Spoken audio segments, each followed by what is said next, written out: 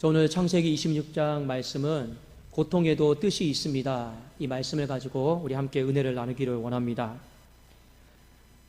아브라함이 살던 시절에 그 큰 흉년이 한번 든 적이 있는데 이 아브라함의 아들 이삭의 때에도 큰 대흉년이 한번 들게 되었습니다. 이 흉년은 역사적으로 보면 100년 만에 찾아온 대흉년이었습니다. 지금 이삭이 가나안 땅에 살고 있는데 가나안 땅은요, 비와 이슬을 가지고 농사를 지어야 됩니다. 그런데 하늘이 닫히고 흉년이 들다 보니까 생계의 문제부터 흔들리기 시작을 했습니다. 답은 하나예요. 이 땅보다 더 좋은 땅을 찾아서 가는 것입니다. 이삭은 이 흉년의 문제를 해결하기 위해서 그라를 걸쳐서 애굽으로 내려갈 생각을 하고 있었습니다. 그런데 이때 하나님께서 강력하게 이삭에게 말씀을 하셨어요. 창세기 26장 2절에 여호와께서 이삭에게 나타나 이르시되 애굽으로 내려가지 말고 내가 네게 지시하는 땅에 거주하라. 그리고 3절과 4절 말씀에 보면 이삭의 아버지 아브라함과 맺었던 언약, 그것에 대해서 다시 한번 상기를 시킵니다. 그 언약의 내용이 무엇이냐면 내가 너와 함께 할 것이다. 그리고 너희 아버지 이삭과 맺었던 언약에 대해서 다시 한번 말해줄게. 이 온 땅은 너와 내 후손에게 반드시 줄 것이고, 그리고 아브라함에게 일찍이 맹세했던 거 내가 반드시 다 이룰 것이다.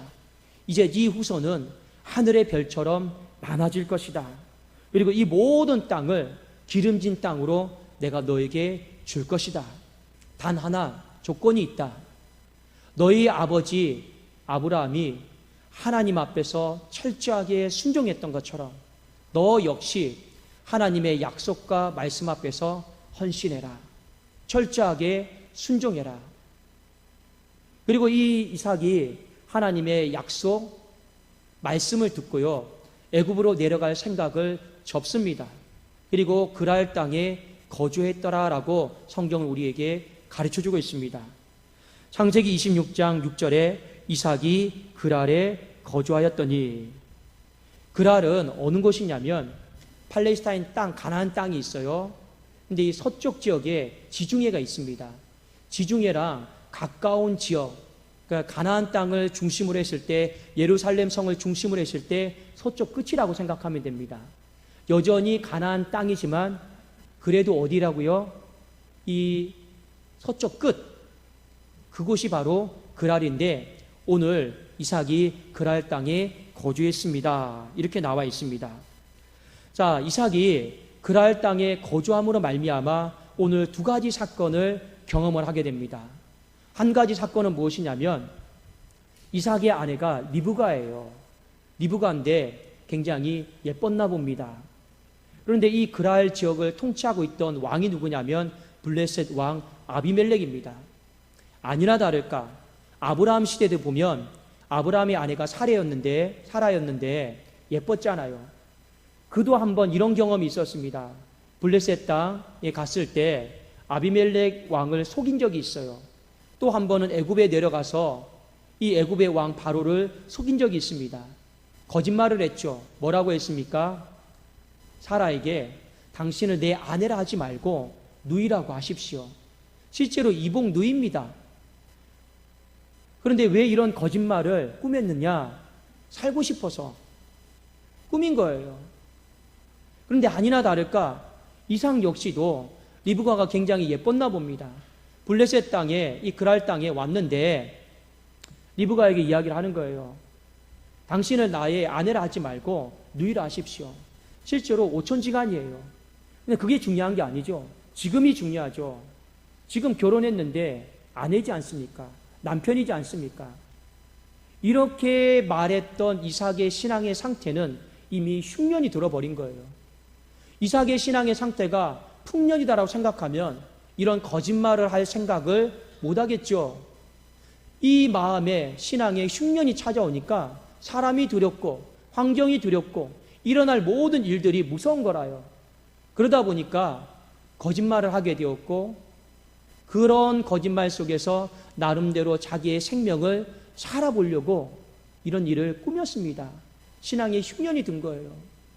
그런데 어느 날 그랄 땅에 거주했을 때 이삭과 리브가가 부부만이 가질 수 있는 애정 행각을 벌였습니다. 이것을 성경에 보니까 아비멜렉이 창을 통해서 봤어요. 그리고 이삭을 부릅니다. 너 왜 나를 속였느냐? 누이가 아니고 네 아내지 않느냐? 하마터면 나를 비롯해서 이 블레셋 땅에 거주하는 백성들이 네 아내와 동침할 뻔했다. 너 왜 그런 죄를 짓도록 거짓말을 했느냐? 이런 이야기를 합니다. 자, 제가 한번 성경을 읽어드릴게요. 창세기 26장 10절과 11절입니다. 아비멜렉이 이르되 네가 어찌 우리에게 이렇게 행하였느냐? 백성 중 하나가 네 아내와 동침할 뻔하였도다. 네가 죄를 우리에게 입혔으리라. 아비멜렉이 이에 모든 백성에게 명하여 이르되 이 사람이나 그의 아내를 범하는 자는 죽이리라 하였더라. 신앙에 흉년이 들어서 거짓말을 했어요. 그 거짓말은 나름대로 아내를 살려보고자 했던 마음이었습니다. 근데 이것을 해결할 방법이 없었잖아요. 그런데 하나님이 해결을 한 번에 해주셨습니다. 어떻게요? 블레셋 땅을 통치하고 있었던 이 아비멜렉 왕을 통해서, 이 아비멜렉 왕이 백성들을 다 부르잖아요. 그 어떤 사람들도 이삭과 리브가를 해치지 마라. 해치면 내가 왕의 권위를 가지고 가만히 내버려두지 않겠다. 살려두지 않겠다. 일이 엉뚱한 방향으로 여러분 해결이 되어져 버렸습니다. 이삭의 인생 가운데 신앙의 흉년이 찾아와가지고 내 아내를 어떻게 지킬 것인가? 내 아내를 어떻게 내가 보호할 것인가? 이 그랄 땅에 살면서 얼마나 전전긍긍했겠습니까? 근데 그 문제를 하나님이 한 번에 해결해 주셔요. 왜 해결을 해 주셨습니까? 하나님께서 이삭에게 하신 말씀, 그 언약, 그 말씀 가운데 순종했기 때문에 그렇습니다. 구체적으로 말하면 애굽으로 내려가지 않고 그랄 땅, 팔레스타인 땅, 가나안 땅에 머물렀기 때문에 하나님이 이런 보호하심을 보여주신 것입니다. 이것이 이삭이 팔레스타인 땅에서 경험했던 하나님의 언약의 축복 첫 번째였습니다. 다음으로 어떤 놀라운 일을 경험하게 되느냐? 그 땅이 흉년이 다 들었어요. 이 흉년은 100년 만에 찾아온 대흉년이었습니다. 그리고 이삭의 삶 가운데 생계의 문제로 말미암아 허덕이고 있었습니다. 그런데 하나님께서 이 생계의 문제를, 삶의 문제를 해결해 주시는 장면이 나옵니다. 창세기 26장 12절부터 14절에 보면 이삭이 그 땅에서 농사하여 그 해에 100배나 얻었고 여호와께서 복을 주심으로 그 사람이 창대하고 왕성하여 마침내 거부가 되어 양과 소가 떼를 이루고 종이 심이 많음으로 블레셋 사람이 그를 시기하여 대흉년의 땅에 100배의 축복을 얻었습니다라고 성경은 우리에게 가르쳐주고 있습니다. 100배의 축복이다라고 하는 것은 문자적으로 100배의 분량입니다. 어떤 뜻이냐면요, 동일한 경작 조건 속에서 블레셋 사람들은요 하나를 건졌어요. 그런데 이삭은 동일한 경작 조건 속에서 100배의 분량을 얻었다라는 것입니다. 여러분, 이것이 하나님의 은혜죠. 하나님의 은총이 아니면 이 어떻게 100배의 분량을 얻을 수가 있겠습니까? 동일한 경작 조건 속에서. 하나님이 왜 이삭에게 100배의 축복을 허락해 주셨습니까? 이유는 딱 한 가지입니다. 애굽으로 내려가지 않고 그랄 땅에 거주하고 머물렀기 때문에 그렇습니다. 언약에 순종했기 때문에 하나님이 100배의 축복을 허락하신 겁니다. 그런데 더 놀라운 것은요, 이 축복이 한때의 축복으로 끝나지 않았습니다. 하나님이 계속 복을 쏟아 부어주신 거예요. 하나님이 복을 많이 쏟아 부어주시니까 예상치 않은 문제가 발생을 했습니다. 이삭이 거부가 되었어요. 이 거부가 된 것을 블레셋 사람이 시기하기 시작했습니다. 심지어 호의를 베풀었던 아비멜렉 왕조차도 이삭에게 찾아와서 이런 이야기를 합니다. 그랄을 떠나십시오. 이 땅을 떠나십시오. 왜요? 셈이 나서 못 보겠습니다. 하나님이 당신을 마구마구 축복해 주시는데 그 축복이 우리에게는 없고 당신에게만 있고 당신이 이 땅의 모든 것들을 다 가져갈 것만 같습니다. 셈이 나서 못 보겠으니 멀리 멀리 내 눈앞에서 사라지십시오. 왕도 떠나달라고 부탁을 했고 블레셋 사람들도 시기해서 그때부터는요 집요하게 방해를 하기 시작했습니다. 그러다 보니 창세기 26장에서는 이삭의 삶 가운데 원치 않게 이사를 하게 됩니다. 장막을 옮기는데 한 번, 두 번 이사하는 게 아니에요. 지금 그랄 땅에 15년을 거주하는데 15년 동안 몇 번을 이사를 했는지 모릅니다. 그 모든 이사는요 자의에 의한 이사가 아니고 다 타의에 의한 어쩔 수 없는 이사였습니다. 이삭이 이사를 했는데 마지막에는 어디까지 이사를 했느냐? 창세기 26장 17절에 보니까 이삭이 그곳을 떠나 그랄 골짜기에 장막을 치고 거기 거류하며 떠나고 또 떠났습니다. 마지막은 어디까지 떠났습니까? 골짜기가 있는 곳까지 떠났습니다. 여러분, 골짜기는 사람 사는 곳이 아니잖아요. 그래도 떠났는데, 골짜기까지 떠났는데 우리가 주목해서 봐야 될 것이 무엇이냐면 그 골짜기가 무슨 골짜기입니까? 그랄 골짜기입니다.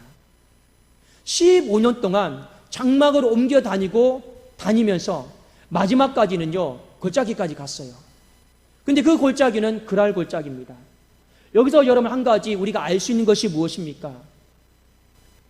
이삭이 많은 오해도 있고 핍박도 있고 시샘도 있고 환난도 있었지만 어쩔 수 없이 장막을 옮겨야만 했지만 그가 그랄을 중심으로 떠나지 않으려고 했다라고 하는 것을 우리는 알 수 있는 것입니다.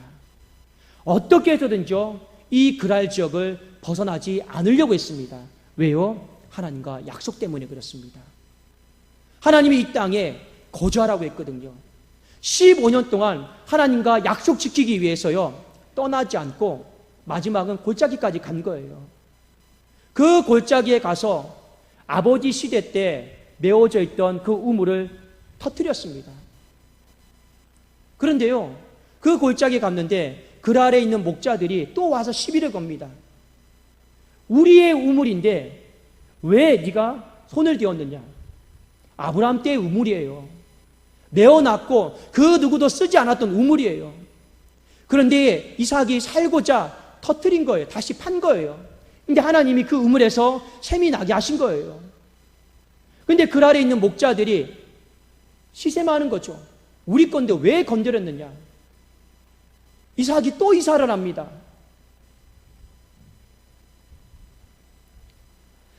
창세기 26장 22절에 보면 마지막 이사 장면이 나옵니다. 제가 한번 읽어드릴게요.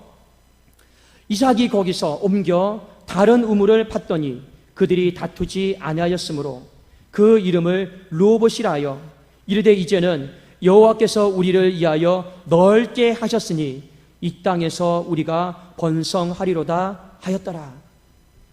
마지막 이사를 했는데 그곳을 지명을 뭐라고 했냐면 르호봇이라고 했습니다. 여호와께서 우리가 사는 땅을 넓게 해주셨습니다. 이제는 우리가 마음 놓고 널리 퍼져갈 수 있겠습니다. 그런 의미, 그런 기대감을 가지고 르호봇이다라고 하는 이름을 지었습니다. 그리고 이삭의 마음속에 이제는 하나님 앞에 이런 기도를 드렸던 것 같습니다. 하나님,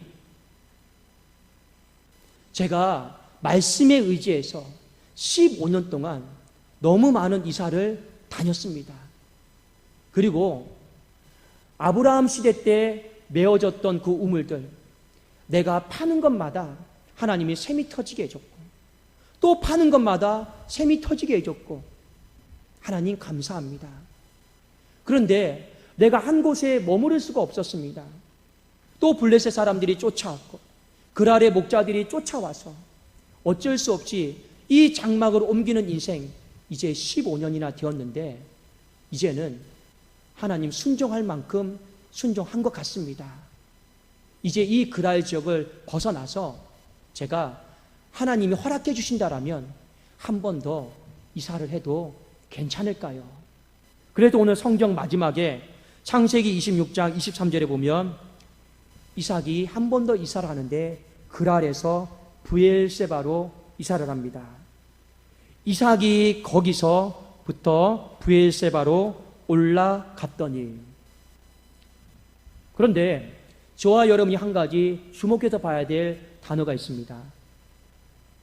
이사를 하는데 뭐라고 표현을 하느냐? 올라갔다라고 하는 표현을 하고 있습니다. 이 올라갔다라고 하는 표현은요, 맞지가 않아요. 왜 맞지가 않느냐? 팔레스타인 땅이 있는데 그랄이요 더 높아요. 그리고 브엘세바는 더 낮은 지역입니다. 그러면 우리가 표현을 할 때 어떻게 표현하는 것이 맞습니까? 그랄에서 브엘세바로 내려갔습니다. 이렇게 표현하는 것이 맞는데 오늘 성경은 이렇게 표현합니다. 그랄에서 브엘세바로 올라갔습니다. 맞지 않는 표현인데 썼단 말이에요. 이 의미가 여러분 중요합니다. 올라갔다라고 하는 히브리 단어 아라는요, 어떤 뜻이냐면 분명히 낮은 곳에서 높은 곳으로 올라갈 때 쓰는 단어입니다. 이 단어는 낮은 지위에 있는 사람이 높은 지위로 격상되었을 때 이 히브리어 단어 아라라고 하는 단어를 씁니다. 그리고 이 히브리 단어 아라는 또 한 가지 특별할 때 쓰는데 언제 쓰느냐? 지중해에서 가나안 땅으로 들어갈 때 이 올라가다라고 하는 아라라고 하는 단어를 쓰고 있습니다. 오늘 창세기 26장 말씀은 중요한 의미가 있어요. 시작은 어떻게 시작하고 있습니까? 이삭이 내려가고 싶어요. 대흉년 때문에 애굽으로 내려가고 싶습니다. 그런 마음과 생각이 있단 말입니다. 그런데 창세기 26장 마지막은 이삭이 올라갔습니다라고 매듭지어지고 있습니다. 여러분, 이삭이 왜 내려가고 싶었을까요? 대흉년이 찾아왔잖아요. 대흉년이 찾아와서 그는 내려가고 싶었습니다. 어디로요? 애굽으로요. 애굽은 나일강이 있잖아요. 곡창지대이잖아요. 그래도 살만한 환경이잖아요. 근데 하나님은요, 애굽으로 세상으로 내려가지 말라라고 말씀하셨습니다. 대흉년이 들었어도 약속의 땅, 그 땅에 머물러 있으라라고 하나님은 말씀하신 것이죠. 우리의 신앙을 한번 잘 돌아볼 수 있기를 원합니다. 고통의 때가 되면요, 우리는 살기 위해서 몸부림치죠. 약속의 땅, 가나안 땅에 답이 보이지 않습니다. 그러면 우리는 살기 위해서 인간의 방법과 인간의 생각과 인간의 어떤 손을 뻗습니다. 그 모든 것들이 바로 다 내려가는 것이죠. 우리는 내려가면서 우리의 인생 가운데 그 고통의 문제를 해결하기 위해서 몸부림치고 애를 쓰는 사람들이 많이 있습니다. 하나님은 우리에게 분명하게 말씀하셨어요. 고통의 때가 와도, 대흉년이 찾아와도, 100년 만에 한 번 찾아오는, 한 번도 경험해보지 못했던 아픔과 고통이 찾아와도 내려가지 말라라고 하셨습니다. 인간의 방법, 인간의 생각, 인간의 계획대로 내가 이렇게 하면 살 수 있을 거야, 그런 모든 것들이 다 내려가는 것이죠. 내려가지 말고 어떻게 하라고 했습니까? 올라가라고 했습니다. 어디로 올라가라고 했습니까? 그랄에 머물렀다가 브엘세바로 올라가라고 했습니다. 브엘세바는요, 지정학적으로 어디냐? 예루살렘 성이 있는 그 아리 지점이에요. 하나님이 이삭에게 말씀하신 것이 무엇입니까? 지금은 예루살렘 성이 없어요. 근데 장차 하나님께서 이 땅 가운데 부어주실 은혜를 바라보면서 너의 신앙은 애굽으로 내려가지 말고 점점 하나님의 성전이 있는 중심을 향해서 또 올라가고 또 올라가고 또 올라가기를 원한다. 하나님이 이삭에게 말씀하신 것이죠. 우리가 고통의 때를 겪게 되면 한 가지 우리의 마음속에 의심이 찾아와요. 어떤 의심이 찾아오느냐? 성경에 대한 의심이 찾아오고 하나님에 대한 의심이 찾아옵니다. 문제가 해결이 안 돼요. 기도를 했는데 답이 안 나와요. 우리가 흉년을 겪으면 많은 사람들이 일반적으로 반응하는 게 무엇입니까? 하나님, 이 흉년을 거둬주십시오. 이 코로나를 거둬주십시오. 기도했는데 흉년이 거둬지지가 않아요. 코로나가 거둬지지가 않아요. 그러면 우리는 살아야 되니까 살 길을 찾죠. 애굽으로 내려갈 생각을 갖고 있습니다. 이삭도 마찬가지입니다. 기도 안 했겠습니까? 그가 아버지 때 아버지가 어떻게 신앙생활을 했는지 다 알고 있지 않습니까? 모리아 산에서 그 아버지가 자신을 번제물로 드리는데 하늘에서 음성이 들려와서 아브라함아 아브라함아 손대지 말라. 내가 너의 순종함을 보았고 내가 너를 축복해 줄 것이다. 똑같이 음성 들었어요. 그런 믿음의 삶을 경험했던 사람이 이삭이었습니다. 그런데 흉년이 안 걷어지는 걸 어떻게 해요? 당장 가족들이 먹고 사는 문제에 걸리는 걸 어떻게 해요? 그러니까 애굽으로 내려갈 생각을 하죠. 애굽으로 내려갔을 때는요, 쉽게 내려갈 수 있는 것이 아니었습니다. 고민했겠죠. 의심했겠죠. 무엇에 대해서요? 하나님이 아브라함 때 아버지와 약속하시고 축복을 하나님이 맹세하셨는데 그건 하나님이 아버지와 하신 것이고 나와는 상관이 없는 것 아닙니까? 이런 생각을 가졌기 때문에 내려간 거예요. 우리도 고통의 때가 되면 그런 마음 갖지 않습니까? 성경은 성경일 뿐이고 내 삶은 내 삶일 뿐입니다. 아브라함의 믿음, 약속은 하나님이 아브라함과 하신 것이지 나와 한 게 아니지 않습니까? 다윗에게 하나님이 엄청난 축복을 부어주신 건 다윗에게 하신 것이지 나에게 한 건 아니지 않습니까? 이삭도 똑같아요. 고통의 때가 되니까 그 언약, 축복, 하나님 알기는 알겠는데 아버지와 하신 것이지 나와 한 거 맞습니까? 분리시켜버려요. 우리가 고통의 때가 되면 성경이 나와 상관없는 것처럼 분리시키는 것처럼 분리가 되면 우리 어디로 찾아갑니까? 살기 위해서 애굽으로 내려가는 거예요.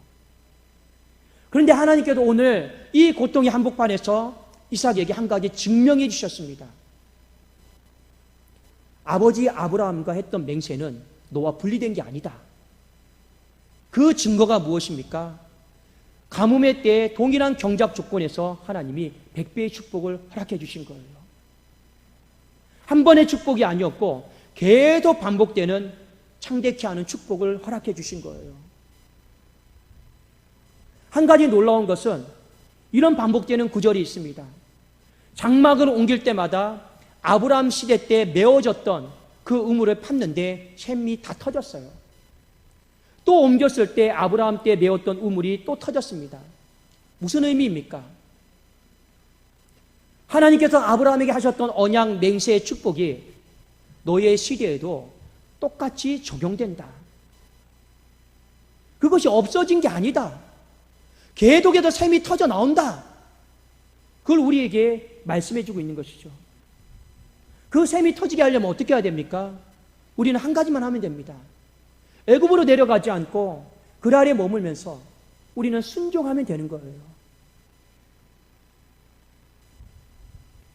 여러분 고통의 때 어떤 마음을 가지고 있습니까? 오늘 창세기 26장에 보면 분명히 고통에도 하나님의 뜻이 있습니다. 그 뜻을 우리가 발견할 수가 있어야 되는 거예요. 그 뜻이 무엇입니까? 고통의 때가 되어도 내려가지 말라라는 거예요. 고통의 때가 되어도 우리는 어떻게 해야 됩니까? 올라가야 된다라는 거예요. 그 올라가는 것이 그 고통의 때를 벗어날 수 있는 하나님의 답이다라는 것입니다. 그런데 많은 사람들이 내려가요. 여러분의 신앙의 자리가 어디까지 내려갔습니까? 썬데이 크리스찬 자리까지 내려갔습니까? 성경책을 주중에 덮어버리는 사람의 자리까지 내려갔습니까? 내 신앙이 어느 자리까지 내려갔는가를 여러분 보십시오. 우리는 다시 올라가야 됩니다. 올라가야지만이 이 대흉년의 때 우리는 여전히 하나님이 일하시고 살아계시고 역사하시고 그 아브라함과 하신 그 맹세가 여전히 우리에게도 유효하다라는 것을 우리는 경험할 수 있는 것 아니겠습니까? 신앙의 흉년이 들면 자꾸만 말씀을 듣다가 어떤 생각이 드느냐? 저 말씀은 나랑 상관없는 말씀이다. 그런 생각이 자꾸 들고 자꾸 우리는 애굽으로 내려가려고 합니다. 제가 한 가지 예를 들어볼까요? 어떤 사람이 간증을 합니다. 하나님이 나를 이렇게 도우셨습니다. 기도에 응답을 하셨습니다. 그런데 신앙이 건강한 사람은, 풍년인 사람은 어떤 마음을 가지는지 아십니까? 저 간증을 듣고 그 살아계신 하나님께서 내 삶에도 역사하시겠구나, 이런 마음을 가져요. 밤새 한 마리도 고기 못 잡았습니다. 근데 주님이 저기에 그물을 던지라고 했는데 순종해서 그물을 던졌더니 그물이 찢어지도록 고기를 잡았습니다. 그 소식을 들으면 건강한 신앙은 어떤 마음을 갖습니까? 나도 말씀에 의지해서 그물을 내리면 하나님이 찢어지도록 내게 고기를 잡게 해주시겠구나, 이런 마음을 갖게 되어 있습니다.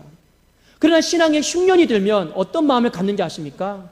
그건 당신 이야기고 나랑 상관없는 이야기고 우리는 분리시켜버려요. 그물이 찢어지도록 고기를 잡은 건 베드로 이야기고 내 이야기가 아니다라는 겁니다. 여러분 기억하셔야 돼요. 성경과 내 삶을 분리시켜버리면 반드시 우리는 그 다음 수순이 애굽으로 내려가게 되어 있습니다. 왜요? 내려가지 않으면 살 길이 안 보이거든요. 그러나 하나님은 오늘 분명히 이삭에게 말씀하셨습니다. 내려가지 마라. 머물러라. 그리고 마지막에 뭐라 말씀하셨습니까? 올라가라고 말씀하셨습니다. 하나님이 증명해 주셨잖아요. 내 말은, 아브라함과 맺었던 언약은 100년의 흉년과 상관없이, 환경과 상관없이 여전히 유효하고 살아있는 약속이다라는 거 증명해 보이신 것 아니겠습니까? 그 하나님의 약속이 살아있다라는 거 봤는데 어떻게 내가 더 내려가겠습니까? 내려갈 생각을 접고 그걸 봤으니까 이제는 나는 어떻게 해야 됩니까? 하나님, 올라가겠습니다. 그래서 창세기 26장은 이삭이 그랄에서 브엘세바로 올라갔습니다라고 표현하고 있습니다. 지정학적으로는 내려간 거예요. 그런데 올라갔습니다라고 표현한 것은 점점 더 하나님의 말씀, 약속, 언약 그 중심부 안으로 들어가겠습니다. 우리 성도님들, 코로나19도 마찬가지입니다. 한 번도 우리가 경험해보지 못했던 고통 아닙니까? 이것뿐만 아니라 우리의 인생에 대흉년이 찾아올 때가 많이 있습니다. 한두 번 기도해 보시다가 흉년의 문제가 해결이 안 된다고 해서 이미 마음속에 나는 애굽으로 내려가야겠다, 그것이 내 인생의 살 길이다라고 생각하지 마십시오. 하나님은 우리의 마음을 다 아셔요. 이삭에게 말씀하시는 거죠. 내려가지 마라. 머물러라. 머물면 하나님 살 길이 보입니까? 무조건 머물러라. 그런데 하나님은 100배의 축복을 통해서 살 길을 보여주셨습니다. 그걸 보고 나서야 이삭이 깨달은 거죠. 하나님 잘못했습니다. 이제는 더 이상 고통의 한복판에서 내려가지 않고 제가 올라가겠습니다. 하나님 잘못했습니다. 성경을 나와 분리시켜서 봤습니다. 아버지 때 그 하나님을 나와 분리시켜서 봤습니다. 그래서 내가 실수했습니다. 내려가서 내 인생의 문제를, 이 대흉년의 문제를 해결해 보려고 했는데 그 다 불신앙이었습니다. 하나님 용서해 주십시오. 그리고 그의 신앙이 점점 더 예루살렘 성에 있는 쪽으로, 가나안 땅의 중심부로 올라가고 있습니다. 우리 성도님들, 오늘 말씀을 잘 점검해 보시고 내 신앙이 어디까지 내려갔는가를 마음속으로 잘 들여다보십시오. 더 내려가지 마세요. 더 내려가면 살 길이 보인다라고 생각하고 내려갔는데 살 길이 아니에요. 진정한 살 길은요, 가나안 땅으로 올라가는 거예요. 그 올라갈 수 있는 힘이 무엇입니까? 딱 한 가지입니다. 고통을 바라보지 마시고 대흉년을 바라보지 마시고 하나님의 약속 언약을 붙잡으세요. 붙잡아도 됩니까? 했을 때 하나님은 이삭에게 붙잡아라고 말씀하셨습니다. 붙잡아도 됩니까? 했을 때 성경은 바울을 통해서 예수 그리스도를 믿는 모든 사람들은 다 아브라함의 영적인 후손들이다. 붙잡으라라는 거죠. 그러면 우리의 삶에 어떤 일이 벌어집니까? 아브라함 때 터뜨렸던 우물, 이삭 때 터뜨렸던 우물, 지금도 여전히 그 메어졌던 우물이 터질 거라는 거죠. 동일한 경작 조건, 다 불리한 조건이죠. 그럼에도 불구하고 하나님은 100배의 분량으로 거두게 하신다라는 것이 하나님의 약속입니다. 제가 오늘 이 설교 말씀을 준비하면서 저는 이런 마음을 꿈꿨어요. 하나님, 저도 말씀에 의지해서 15년의 시간을 한번 순종해 볼게요. 근데 하나님, 이렇게 되면 참 좋겠습니다. 그 언약의 축복, 15년 뒤에는 정말 우리 교회가, 이곳이 동일한 경작 조건에서 지금보다도 더 100배나 많아지시면 참 좋겠습니다. 이런 마음을 꿈을 꿔봤습니다. 왜요? 저도 아브라함의 후손이기 때문에 그렇습니다. 우리 성도님들, 고통의 한복판에서 왜 이렇게 하나님 나를 힘들게 하십니까? 왜 고통을 거둬가지 않습니까? 해결해 주지 않습니까? 그런 마음 갖고 점점 내려가지 마세요. 다시 말씀에 의지해서 올라갈 수 있는, 그래서 하나님께서 여전히 너는 언약 안에 있는 축복의 통로다, 하나님께서 증명해 주시는 것을 저와 여러분이 다 보고 누릴 수 있기를 주님의 이름으로 축원합니다. 기도하겠습니다.